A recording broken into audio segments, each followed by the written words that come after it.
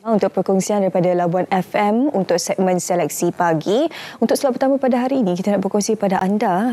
Kita akan bersama dengan Munawar dan juga tetamu ni akan bercakap berkenaan RUU Kawalan Produk Merokok Lindungi Hak Semua. Jadi Munawar, silakan dengan topik ini. Ya benar, Syu. Sudah pastinya ini satu topik yang perlu kita berikan perhatian sama dalam ruangan komentar SPM, iaitu berkenaan, mungkin kalau kita boleh imbas tahun lepas, berkenaan generasi penamat ataupun endgame, untuk kita bercakap berkenaan dengan rang undang-undang dasar generasi penamat ini.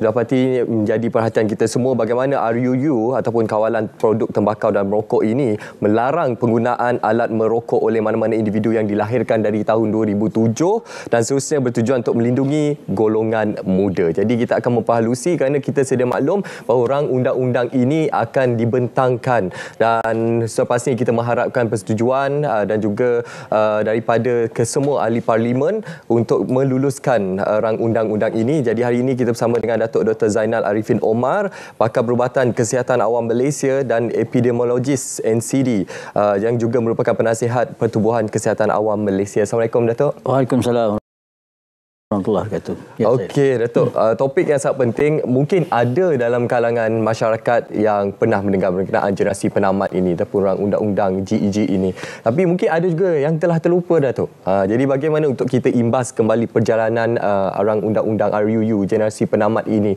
untuk kita membantu melahirkan satu masyarakat yang lebih sihat tanpa tembakau, tanpa asap rokok, Datuk? Ya, terima kasih kepada TM lah dan Selamat Pagi Malaysia yang jemput kita untuk menerangkan isu ini ya. Jadi RUU Kawalan Produk Tembakau ni sebenarnya satu, orang kata, yang menariknya ialah satu isu yang panjang ya. Kemudian dia ada satu yang meningkatkan kesedaran masyarakat ya. Dan dia satu undang-undang yang sukar untuk dibentangkan, untuk dilaksanakan dan untuk diperlakukan kemudian ya. Kerana dia kena mengimbangkan di antara kesihatan, sosial budaya dan juga ekonomi. Ini yang ada banyak pendapat di luar sana lah. Jadi sebenarnya dulu kita ada peraturan kawalan tembakau di bawah Akta Makanan ya. Tetapi perkembangan terkini, peraturan ini tidak lengkap untuk cover lah, untuk meliputi produk-produk tembakau yang baru seperti vape dan juga rokok elektronik ya, yang mana trend sekarang ni ada ya. Dan bila tidak ada satu undang-undang yang khusus kerana itu, kita tidak dapat mengawal produk-produk tembakau seperti vape dan rokok elektronik ini. Jadi kerana itu sangat penting adakan RUU ini untuk kita kawal ya. Kerana trend penggunaan rokok elektronik dan vape itu semakin meningkat di kalangan, terutama di kalangan remaja. Jadi telah dibentangkan, seperti yang dikatakan tadi, telah dibincang. Dia selalu salah satu rang undang-undang yang paling banyak dibincang. Sama ada di peringkat undang-undang, di peringkat masyarakat, di peringkat akademik dan juga peringkat pengguna. Jadi bila dibentangkan nanti, insya-Allah ia adalah satu undang-undang yang tepat dan balance lah untuk semua pihak dan sangat penting untuk kesihatan masyarakat kita, insya-Allah. InsyaAllah. Ini merupakan satu perkara yang kita nanti-nantikan bersama, khususnya pembentangan yang akan dilaksanakan oleh Menteri Kesihatan Dr. Zaliha Mustafa, insya-Allah dalam tempoh yang terdekat ini. Dan sepastinya, Datuk, bagaimana kita melihat juga rang undang-undang yang akan diperkasa, yang akan dilaksanakan ini akan memberi impak kepada industri tembakau negara. Yalah, seperti yang kita semalam ada yang menyatakan industri tembakau ini merupakan penyumbang juga kepada cukai negara, Datuk. Namun perlu kita lihat kepada aspek kesihatan untuk merawat pesakit-pesakit rokok ini, Datuk. Ya, betul, ini isu yang selalu dibangkitkan ya. Pertama, kita tahu industri rokok ni besar ya. Yang sama ada yang sah ataupun yang tidak sah lah. Jadi merupakan punca ekonomi kepada ramai orang. Tetapi pada masa yang sama, kita kena lihat bahawa produk tembakau sama ada rokok konvensional, vape atau e-cigarette ni, dia akan menyebabkan masalah kesihatan yang menyebabkan penyakit yang berganda-ganda. Kita kena merawat. Jika seorang tu mendapat lung cancer, penyakit jantung, penyakit paru-paru, kos rawatan mereka akan lebih tinggi daripada pendapatan yang kita dapat. Jadi itu kena balance. Dan satu isu yang sangat penting kerana setiap tahun ya, remaja kita ada dalam lebih kurang 500,000 juta akan memasuki daripada umur 18 ke 19 dan seterusnya setiap tahun. Jadi kalau 20% sahaja remaja ni menjadi perokok ataupun penggunaan rokok elektronik yang mana sekarang telah meningkat sehingga hampir 20% mereka. Jadi ini walaupun ekonomi kita naik sikit tetapi kita punya beban ekonomi, beban kesihatan itu akan memudaratkan masyarakat dan juga negara. Itu kita kena ingatlah.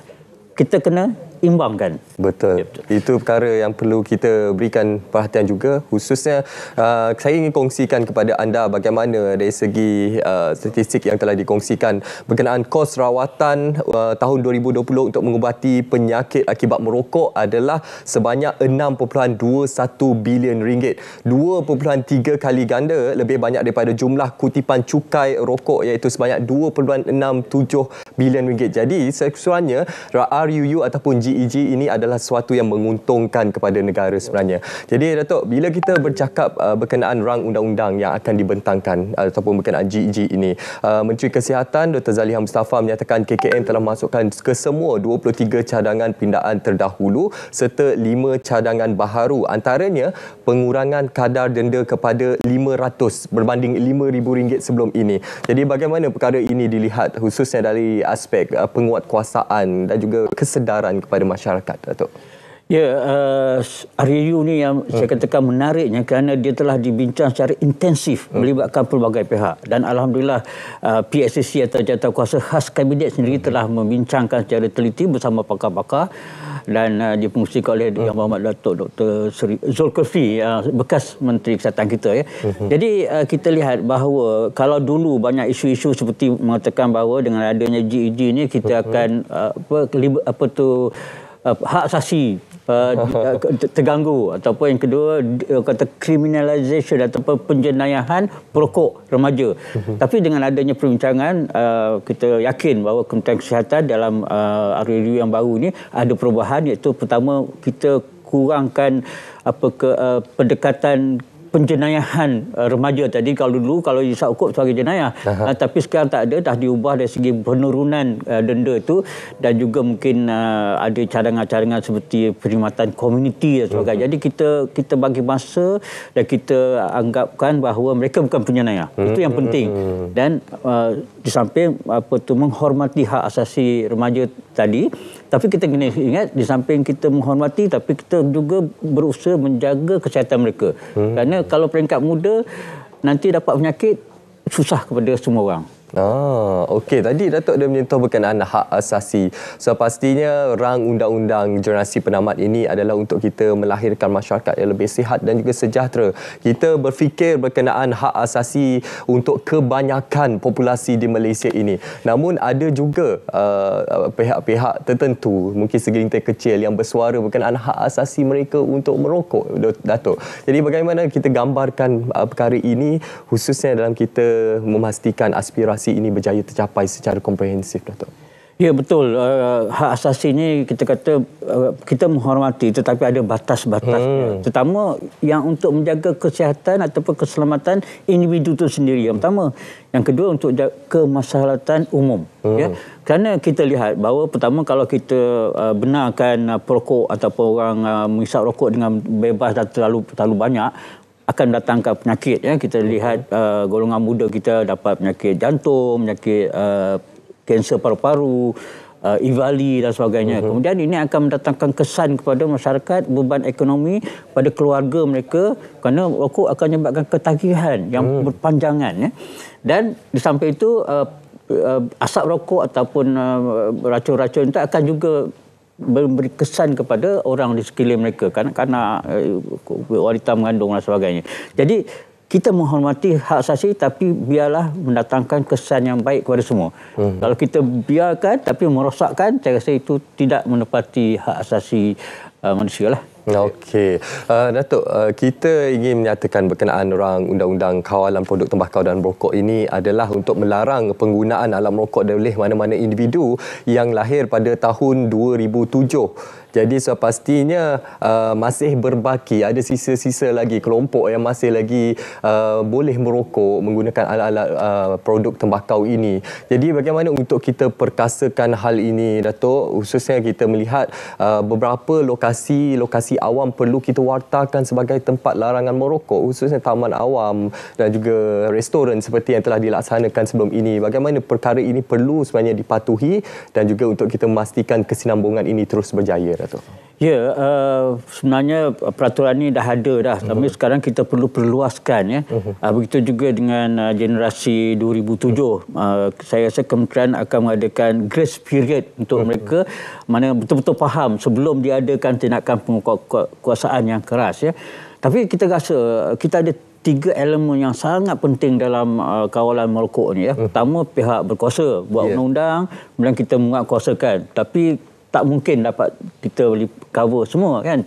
Yang kedua, premis itu, tuan punya premis kalau dah ada kawasan larangan merokok, jangan biarkan perokok merokok di kawasan mereka. Make sure itu. Dan yang ketiga ialah kita sebagai rakyat lah, sama ada kita masyarakat umum ataupun keluarga. Jadi kita pastikan bahawa kita punya keluarga pertama tidak jadi perokok. Dan kalau mereka jadi perokok, kita nasihatkan supaya mereka berhenti merokok. Sekarang ada banyak kemudahan klinik dan sebagainya. Dan yang ketiga, kalau mereka terpaksa juga tak boleh kontrol merokok, janganlah rokok di tempat awam ataupun bersama keluarga dan sebagainya. Pergilah jauh-jauh sikit. Jauh sikit.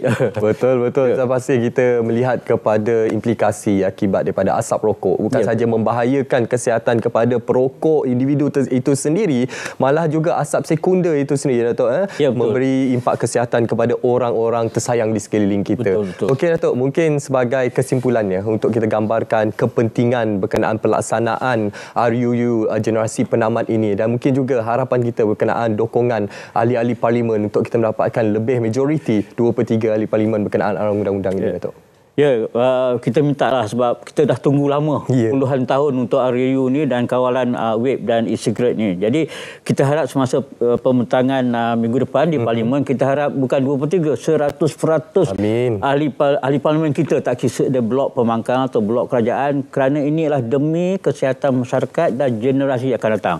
Jadi insya-Allah dengan ada sokongan itu dan saya rasa masyarakat kita di luar sana, sama ada profesional, society dan sebagainya, akan menyokong semua ahli parlimen kita dan akan menyokong usaha Kementerian Kesihatan. InsyaAllah kita boleh berjaya dan sebagai satu negara yang pertama di dunia lah untuk kita adakan konsep ini. Amin. Ini pasti akan menjadi kabar gembira untuk kita semua sekiranya rang undang-undang generasi penamat ini berjaya dilaksanakan dan juga berjaya diterima sepenuhnya dan mendapat dukungan daripada 100% ahli parlimen untuk kita menamatkan penjualan komersial produk tembakau dan merokok, dan juga berkenaan untuk kita menamatkan budaya merokok yang sepastinya merupakan satu budaya yang tidak sihat dalam kalangan masyarakat kita, dan juga untuk kita melahirkan generasi baharu dan juga generasi seterusnya untuk jauh daripada asap dan juga bahaya merokok. Terima kasih kita ucapkan kepada Datuk Dr. Zainal Arifin Omar atas perkongsian pada pagi ini, dan ini merupakan satu perhatian kita bersama berkenaan rang undang-undang kawalan produk merokok. Terima kasih sekali lagi, Datuk. Sama-sama. Alhamdulillah penonton, dan sekarang ini kita akan terus sahaja